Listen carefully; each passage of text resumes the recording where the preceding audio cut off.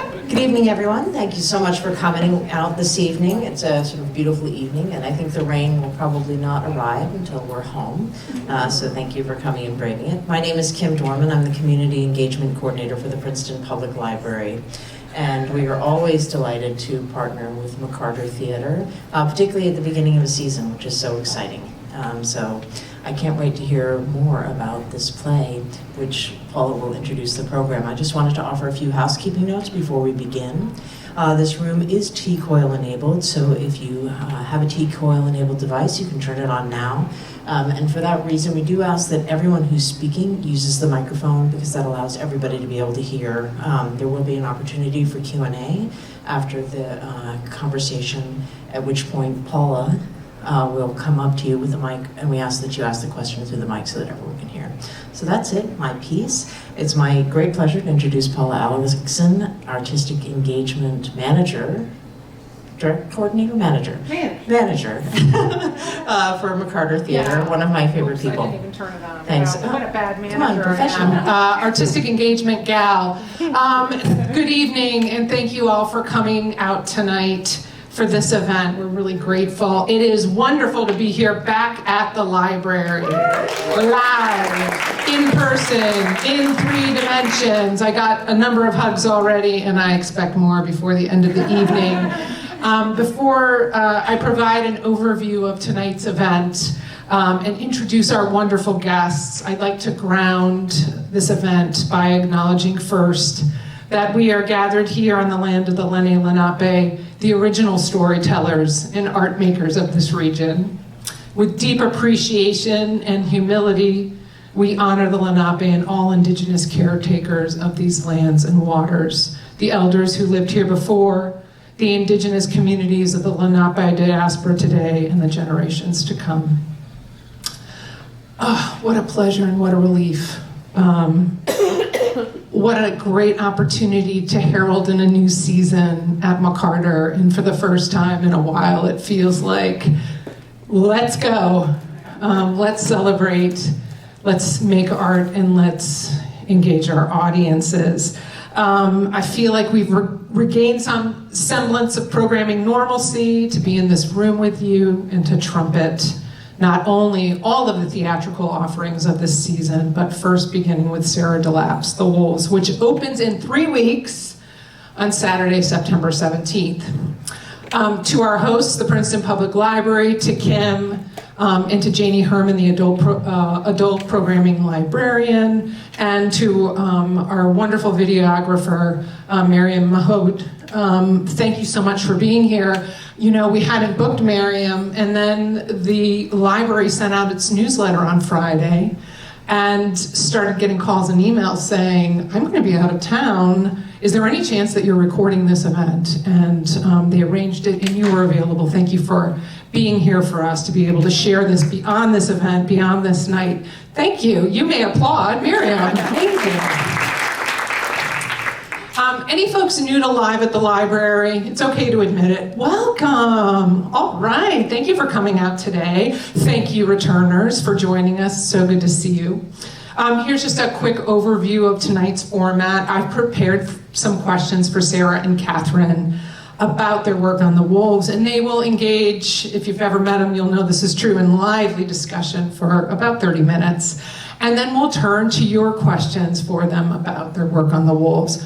As Kim noted, I will field your questions with a microphone so that both the question and the answers can be heard and recorded.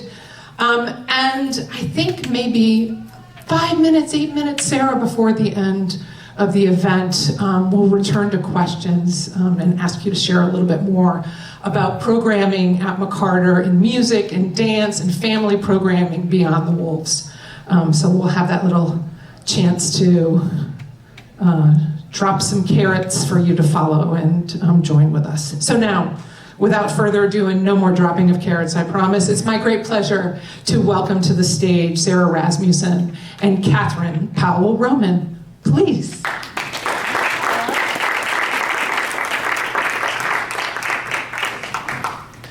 We wanted to set it up special. There are handheld mics for you. If you would click on your green button, you'll be good to go. I'm going to give a quick word of introduction for both of you. For those of you not already familiar with our guests tonight, Sarah Rasmussen, who is to your left, is McCarter's artistic director. Sarah assumed creative leadership of McCarter in August of 2020. That was like 40 years ago, right? It's 40 plus years ago. It feels like it. She is a director, a producer, as well as the former head of MFA directing at the University of Texas at Austin. Prior to coming to Princeton, Sarah was the artistic director of the Jungle Theater in Minneapolis, Minnesota, where she commissioned, directed, and produced new work. She's directed theater across the country. She's an alumna of the Women's Project, Soho Rep, Lincoln Center Directing Lab. She received a Minnesota Theater Award for Best Performative Direction for her production of The Wolves at the Jungle Theater, and a Minneapolis Ivy Award for Overall Excellence, a Princess Grace Award, as well as a Drama League and Fulbright Fellowships. Sarah was an inaugural recipient of the Bold Theater Women's Leadership Circle Grant, which is gifted to artistic directors who have demonstrated both artistic excellence and a commitment to their communities. And it's so great to have you in this community, Sarah. Sarah made her directing debut in Princeton last May, a little bit delayed, but in last May with the wildly imaginative, humorous, and touching musical Ride the Cyclone. And it's just fabulous to have you back and opening the season with the Wolves. Sarah Rasmussen, my friends. Sarah is joined by Katharine Powell Roman, who is a professional stage, film, and television actor. While you are making your debut on the McCarter stage with the Wolves, Katharine is no stranger as a performer in Princeton and in this very space, having been seen recently with the Princeton Actors Collective, of which she's a founding member. Katharine has performed on Broadway in the Farnsworth Invention, as well as in numerous off-Broadway and regional productions across the country. And you join us tonight in a dual role as both as an actor and a psychotherapist in private practice here in Princeton. This is a live at the library first. Thank you for wearing those two hats for us. Katharine works with adolescents, college students, adults, couples, and families, and treats a range of issues including anxiety, depression, sexual and gender identity, family and marital conflict, grief and loss, and transitions due to major life changes. Katharine, it's so wonderful to have you join us tonight. Thank you. So happy to be here. If you will humor me for one moment, audience. Who here in the audience has already had the opportunity to experience a performance of Sarah DeLappe's The Wolves in performance? Great, I think. Yes, please admit it. I want to enlist you, along with Sarah and Katharine, to help us find a way to maintain no spoilers tonight. One of the delights of this play is the experience of not knowing what happens and having it revealed to you. So if you have experienced the play, you know what I'm talking about. Katharine, you certainly know what I'm talking about. And so I'm going to keep it, for the first time, I'm not going to ask an actor in line with the library to explain more about their character and their process. We'll let everyone experience it. Makes sense. Okay, great, thank you. I typically start by asking theater origin stories, but instead I think I'm going to ask friendship, relationship origin story. You two have known one another prior to Sarah coming to Princeton. Could you share that story with us? Yeah, I don't know that we knew we knew of each other. Let's Yes. put it that way. We've gotten to meet more in Princeton, but I got to see Katharine at Second Stage in an incredible production, and then also at La Jolla Playhouse in the Farnsworth Invention before it went to Broadway. So I got to know her work as an actor in a sort of strange, circuitous life story. The play I saw her in at Second Stage ended up being by my future husband, and then when we moved to Princeton, I think you and my husband Josh, who's a playwright, connected, and I realized you lived in the same city, and that led us to reconnecting. Well, I was, like everybody else in Princeton, so eager to hear who was going to be coming in, to become the new artistic director of McCarter, and when I saw it was you, I was thrilled. And Sarah is married to a playwright, a really amazing playwright, Josh Tobiasen, and I did his play, I think, was it his first play in New York, Yeah, it was years the first ago. professional play in New York. A hilarious play called Election Day. And that was, what, 2007, 2008? Yeah. And so I was very excited, and so when I realized you guys were here, we had you guys over with some friends, and we both have young kids, and so it was really nice to connect.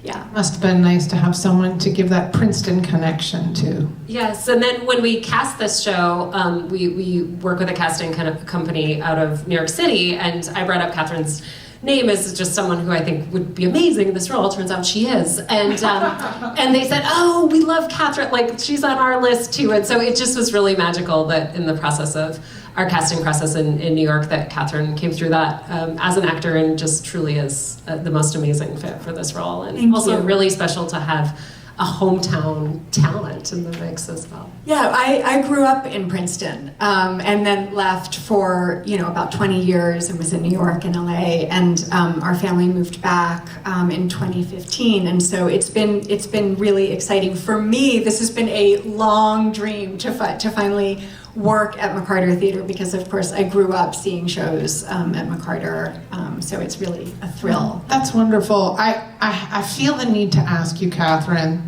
going a little more personal origin story. What came first, chicken or egg, acting or clinical social work?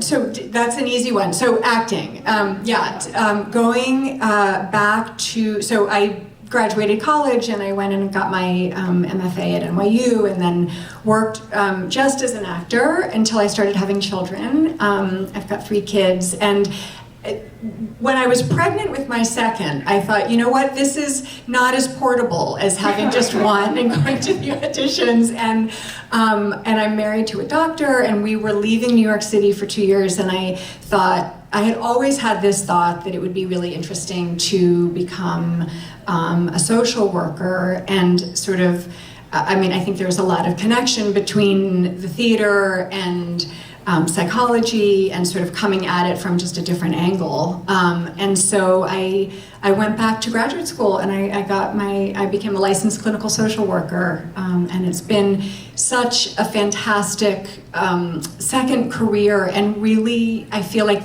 both of these, I've continued to act, and I feel like the work as an actor and my work as a therapist really feed each other.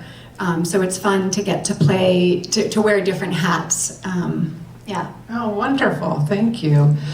Sarah, it's wonderful that you and Katharine are finally coming together professionally to work on Sarah DeLappe's play. I wonder if, starting with you, you could talk about when and where you first encountered the wolves, and your experience of the first read of the play. What was the context, and what affected you about the work? Yes, this was a really unique experience encountering this play, because I had heard about it. Playwrights Realm was doing it in New York. It's a small theater, and just had been hearing such wonderful things about this all-female cast and this really propulsive new play. And I got a copy of the script, and I'm pretty good at reading scripts on the page. I'm used to it after many years of kind of clicking into a playwright's voice on the page. And this one was incredibly hard for me to read on the page, because the actors each have a number, and a lot of times the text is written in columns. So it's happening almost like a musical score on top of each other, or lines that align. And I found myself moving through it and saying, wait, which one is 7, 14, 21? Which one is, like, trying to track all of that in my head. And so I got a group of actors together, and I said, let's listen to this out loud. And as soon as I heard it out loud, I was like, oh, this makes total sense. It sounds so natural. But the way Sarah DeLappe writes, I think, is just absolutely a feat of genius in terms of how she makes it sound so natural, but it is incredibly precise on the page, as, like I said, as if it was a piece of music. And it's a great challenge for actors to dig into and learn. It's really precise and tricky at first, but once they lock into it, the piece just sings in such a beautiful way. Do you like nerds, Sarah Rasmussen? Do I like nerds? Nerds, N-E-R-D-S. Nerds. You know how much of a nerd I am? I love Nerds. I love the play the first time I read it, that I actually have some visual aids for folks I love that haven't had the opportunity. I'm going to just, since there's only one copy at the library, I'm going to do this. You're not going to be able to get your hands on the library's copy for a while now, but I want you to see sort of the architecture of the page and the formatting of the page, which Sarah was just describing, which is like no other play. And then while all of this orchestral language is going on, they are kicking soccer balls around and running. And so it's literally like pat your head, rub your tummy, listen for your cue while somebody else is moving around and talking on stage. It's pretty phenomenal. Such a great, unique read. Before I go to you, Katharine, Sarah Rasmussen, do you know Sarah DeLappe's origin story as a playwright? Well, I do know that she played incredibly competitive soccer at this level, which is a club team, very elite soccer team where folks are in high school and they are in the process of getting scouted by college scouts and even considering a professional career in soccer. So that's been a big part of our process too, and I'm super grateful to the coaches at Princeton University and some local coaches who've been incredible sounding boards to us on what the inside of that whole track is, how incredibly, just the dedication that young people are showing if they are interested and have the aptitude for that kind of career. And we'll talk more about the details of that work that you did with the company. Katharine, I'm curious, and this might be a silly question, but given that at the heart of every drama are characters in conflict with one another themselves, when you read a play or experience a play in performance, do you find yourself engaging with it as an actor, as a psychotherapist, multiple perspectives at multiple times? Yeah, well, that's a great question. I tried to just come to a play as a human, right? And really, truly. I mean, I had a really great teacher in drama school. His name was Ron Van Loo, and he always said, you know, our job as actors is to bring a life to the stage, like a true life, right? And so I think that what's fascinating about being a theater maker and also about the work I do as a therapist is really, it's at the heart of it are human stories. And you know, as a therapist, I'm listening to people's stories, and as an actor, I'm trying to lend myself, my imagination, my own experiences to bringing a life to the stage. And I just have to say, the first time I read this play, I hadn't seen the play, and I remember when I saw that you were doing it, and I sat down, and it was, you know, I put the kids to bed, and it was, you know, late at night, and I started reading what you're looking at, and I thought, oh my gosh, this is brilliant. Like, I had not read a play like this in a very, very long time. And the precision, as Sarah said, was just so striking to me about, this was a playwright who really was hearing voices and putting them on the page in such a truthful way. And I was just really taken with it. Yeah, and Sarah DeLappe was actually working as a day job. She was sort of helping adolescent young women with their homework and studying for the SAT. So she was sort of immersed with adolescent women, girls, and with their voices and what they talked about and how they spoke to one another. So it just bleeds right off the page. It's that authentic. Yeah, well, that makes sense because it comes through. Yeah. Sarah, for an audience unfamiliar with The Wolves, could you share a bit just about the setting for the play, its general dramatic premise, and a little bit about the characters? So the play is set in an indoor soccer facility, so an air dome, where this team is practicing through the winter, and we see them over the course of 6 scenes, 6 different Saturdays in the winter, January, February, And it's 9 girls on the team. And then Katharine's character comes in later as a parent to one of the girls. And they each are incredibly different, as you might imagine. You've got nine different personalities on stage. But I think the real incredible sleight of hand that Sarah DeLappe does as a playwright is at first we just see them and we only see numbers on them. And we sort of feel like, at least I did at the beginning, how am I ever going to tell them apart? And 90 minutes later, I know exactly who each of those girls is. And I care deeply about what they've been through and what they've survived and how incredibly strong they are and where they're headed.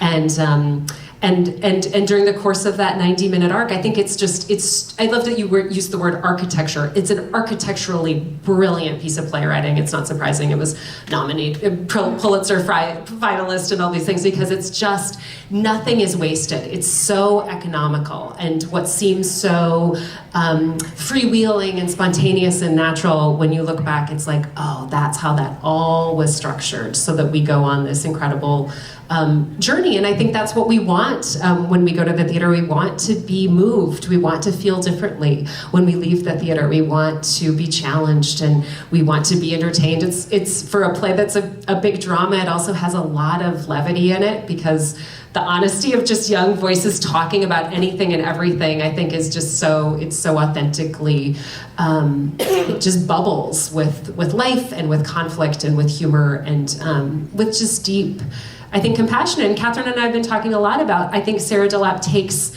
these young women's voices very seriously in all of their glory and wonder and questioning and sometimes foot in mouth, cringeworthiness. And I think that that's incredible too, to say we're going to spend 90 minutes really listening to what young women have to say and taking that seriously. And that felt timely a couple years ago. It turns out it still feels timely, today. And I think it's a really important piece for those reasons.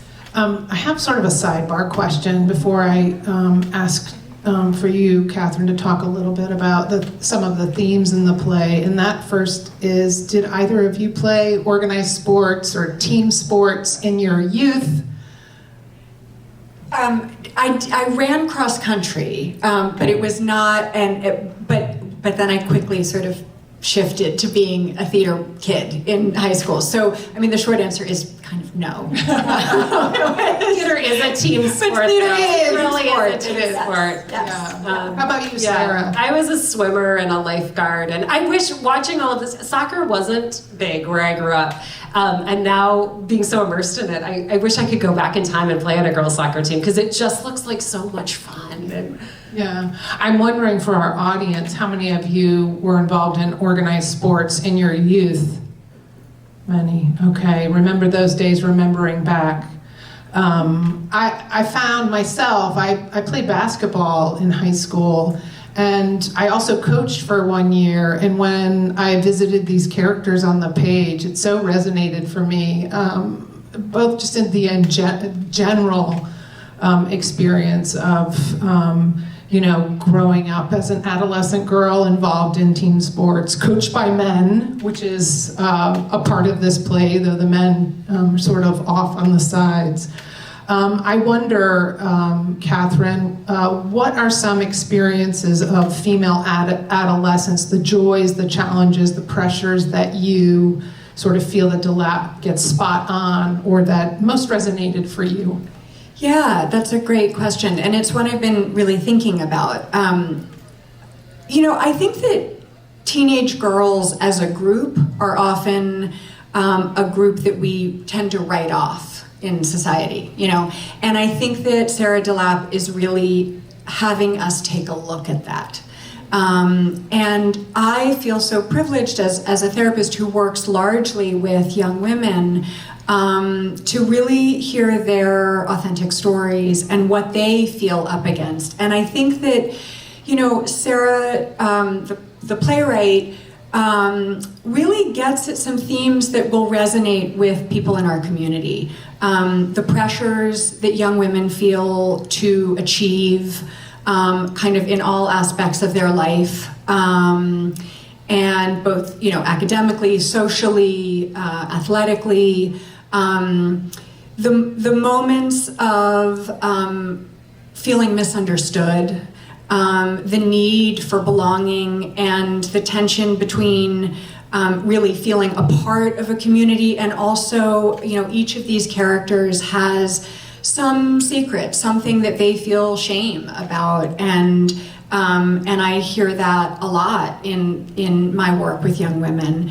And so I think, one of the things that I think about a lot is the need for belonging, the need, how do we create spaces in our community where young women can feel genuinely connected, where they feel like it's okay to mess up and make mistakes, because I think they feel up against a lot of pressure. And I think that this play really explores a lot of that, and pressure from their parents, from their coaches, and that they internalize that. And so, we know we're in a mental health crisis, particularly with young women. The rates of anxiety and depression are higher than they've ever been. And I think there's, a lot of factors that go into that. And certainly the pandemic hasn't helped. But I think a lot about how we can open up spaces for young women to feel like they can really be themselves and take risks and mess up. And so this is just putting this play on. I'm really hoping that we get a lot of young women to the theater, because I know this play is going to speak to them. Right, to just feel seen by seeing that someone gets you. Yeah. And I think along those lines of feeling seen, I love that we're talking a lot about the lived experience of young women, but as a director and as a producer who's produced this play in another city before, one of my favorite things was to see young men come to this play and say, that made me think so much about my team, or that made me think so much about my life. And I think that for too long, we've thought about any plays that focus on female characters as only being for women. And I think that it's just a incredible and wonderful thing when young men can also see their lived experience through the lens of female protagonists, because for thousands of years, that's what women have done through the lens of male protagonists, whether it's Star Wars or Joseph Campbell or Hamlet or, name any blockbuster. And so I think that feels incredibly powerful too, to say, yes, these are very specific experiences to young women, and yet they transcend that and to the lived experiences of other genders and other ages as well. And I would also add that to see women, young girls involved in sports, powerful.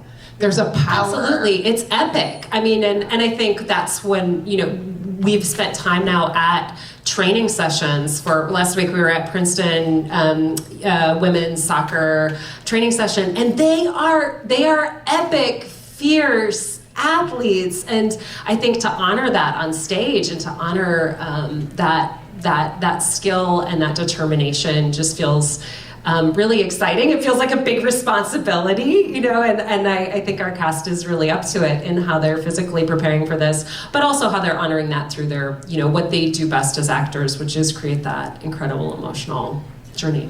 Perfect segue to talk about the casting of the play. It's a cast of 10, 9 actors playing high school age characters, 16, 17-year-old characters, all the members of a soccer team.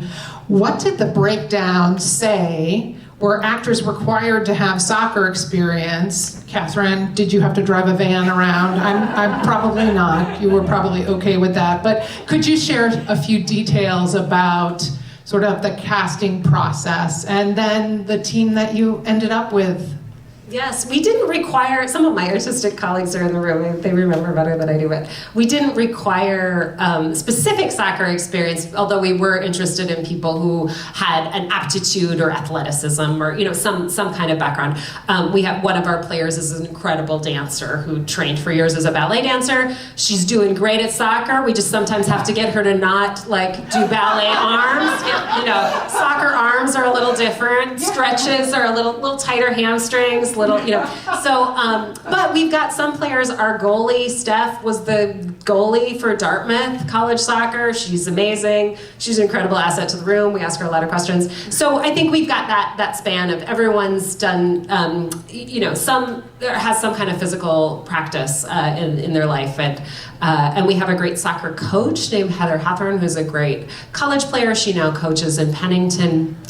She's great. She comes in and teaches us all kinds of things. We go sometimes just like find grass on campus and play around.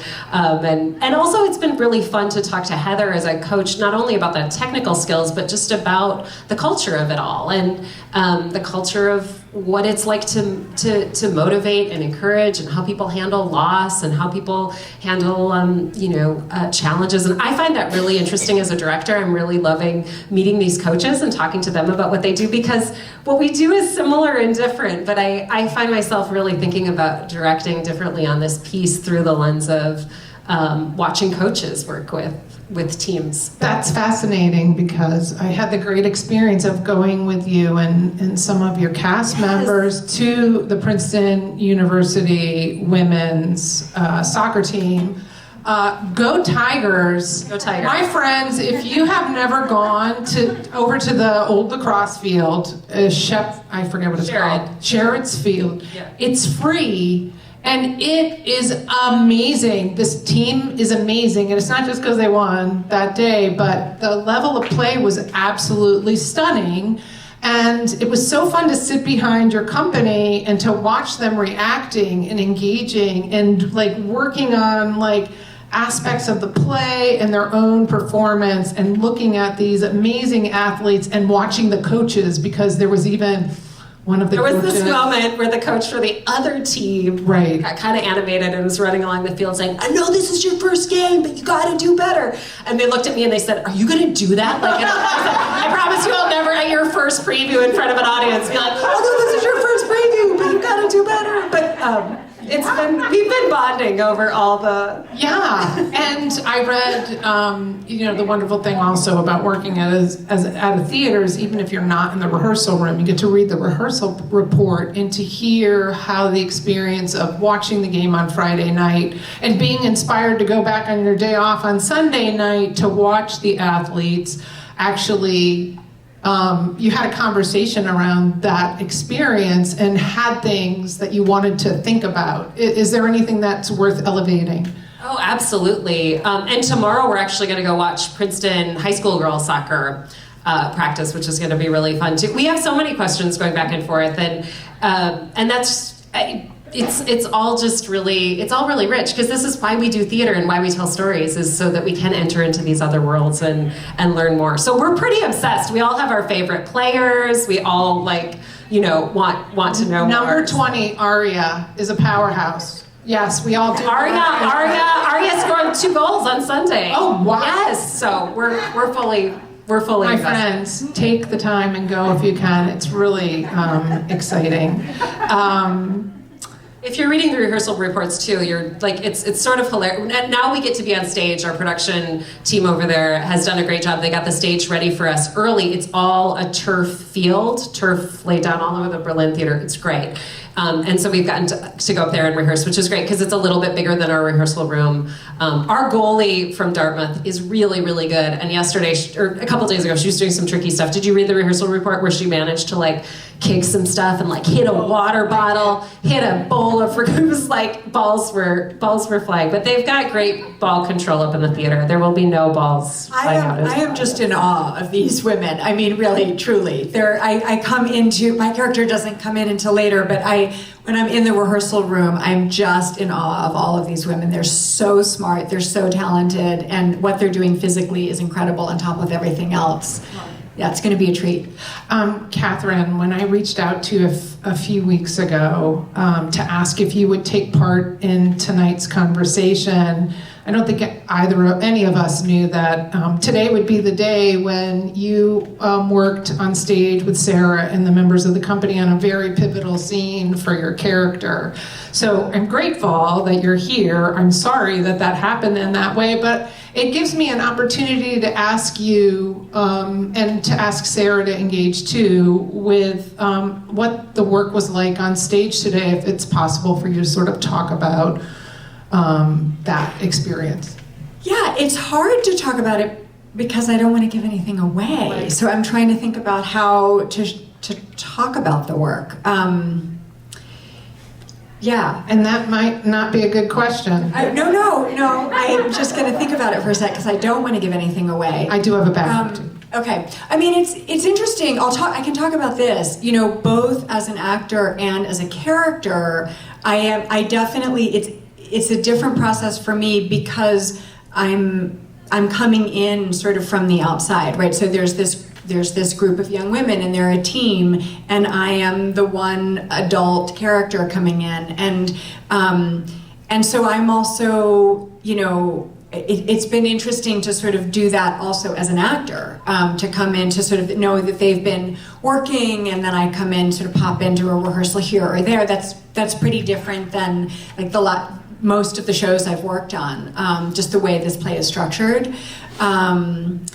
And it was a treat. So I don't know what I can share. I mean, there's a monologue. Can I share that? My character speaks for, you know, a couple of pages, and Sarah and I had worked on it just sort of, you know, the two of us, and it was really lovely today to get to have the other actors in the space, to be, even though they're just listening to me, you know, I get so much from them and from their eyes and from working with them in the space. So that was really incredibly valuable and new.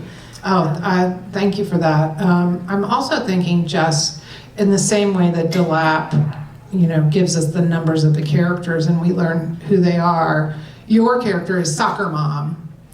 And, you know, soccer moms and their role in suburban American competitive elite high school soccer and in the lives of their daughters and sons. I wonder if there's any observations on sort of that role and that job. Yeah, I mean, I am so aware that soccer mom, my character's identity, is entirely wrapped up in her daughter. And that, I mean, even the name that she's given, right? And I think that this is, I think this is an ongoing theme for women and for moms, you know, is like how much of our self is relational and is about the time and the hours that we put into, you know, to our kids. And I think that this play really speaks to that.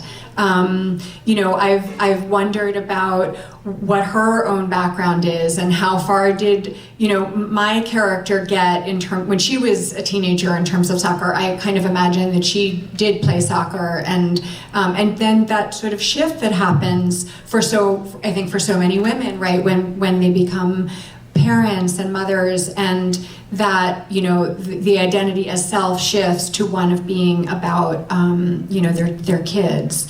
And so I think this play really looks at that in a very powerful way. Thank you for that. Sarah, you have assembled an awesome female design team, and they've shared with me that working together has been a great joy in all-female collaboration because it's not typical of their experience. Would you talk a bit about each designer and sort of the creative nature of their work in collaboration with one another, and maybe offer a little tidbit, like a little one of those like theatrical Easter eggs for folks that will be joining us at the theater to experience in the play and performance might hear, to be able to look out or listen out for something related to the design elements. And then I'm going to go out to their questions because it's about time. Yeah.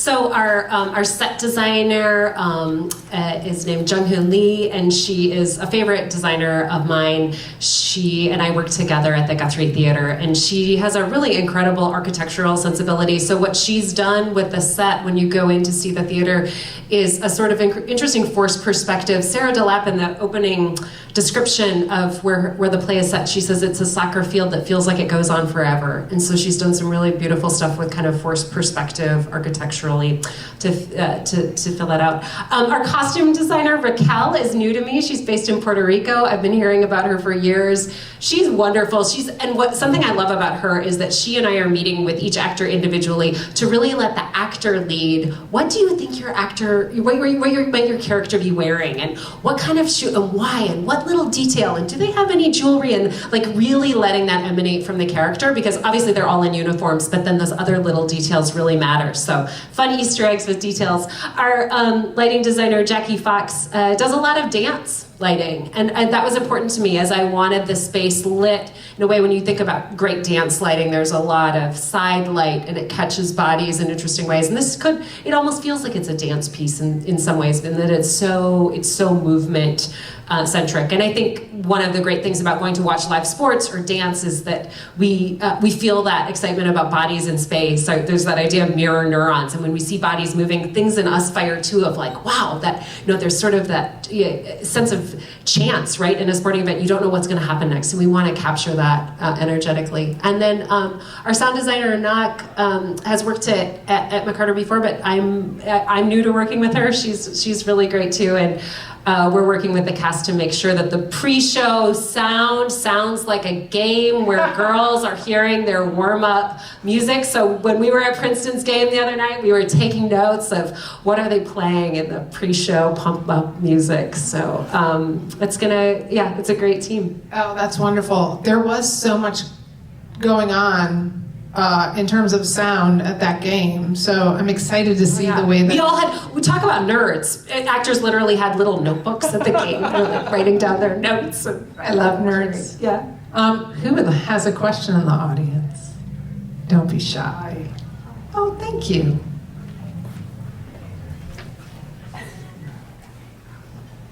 Hi, I was just curious. I don't know when the play was written, but it just seems like dialogue from youth ages very rapidly, and I was just wondering if you encountered anything like that. The play's a couple years old. It was written in 2016, so I think it still feels very contemporary, but you're right, that changes quickly. There's a reference to Game of Thrones, and now that has changed to the Dragon prequel. But we are selling it in 2016. We're not trying to pretend that it's exactly now, but I think it'll still feel pretty now to audiences. Yeah. Thank you for that question. And your question? Hi, so as a fellow theater kid / theater nerd, and a Broadway lover, I will admit, I was just wondering, what is your favorite Broadway show? Oh gosh. Wow. Well, there were a couple that I remember sitting in the theater and going, okay, I've never seen anything like this. And the first one that comes to mind that honestly I think made me want to be an actor was the original Broadway production of Angels in America by Tony Kushner. I was a freshman in college, and my parents took my brother and me to go, so the four of us went and saw the whole day, right? It was like 2 parts when they did the 2 parts, and there was like an intermission, and I always say that production made me want to be an actor, and it allowed my brother to come out. So it was a really pivotal Broadway show in my life. And then I saw like The Real Thing by Tom Stoppard, the Jennifer A. Lee version with the Stephen Delane, like 4 times when I was in grad school, and I was obsessed with it. Thank you. May I ask, what is your favorite Broadway show and why, theater nerd? Fellow theater nerd. I would have to say Newsies. I fell in love with it. For anyone who doesn't know, Newsies is about the 1899 newsboys strike in Manhattan. I became obsessed with it over COVID, quarantine, and I love it partly because of the message, but also because of the strong female character that they have in Katharine. And she is definitely one of my dream roles that I have in Newsies and on Broadway. So. Thank you for that. I've noticed that anyone that experiences Newsies quickly has that on their list of favorites. So yes, as they should. More questions from our audience. Don't be shy.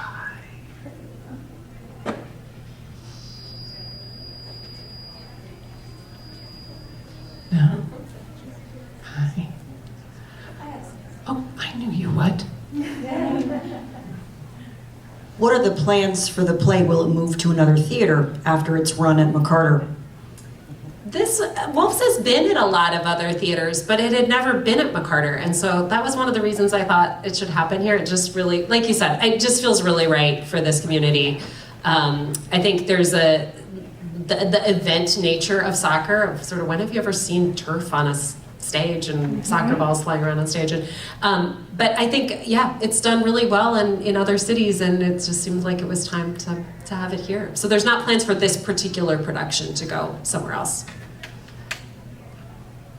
Last chance. Okay.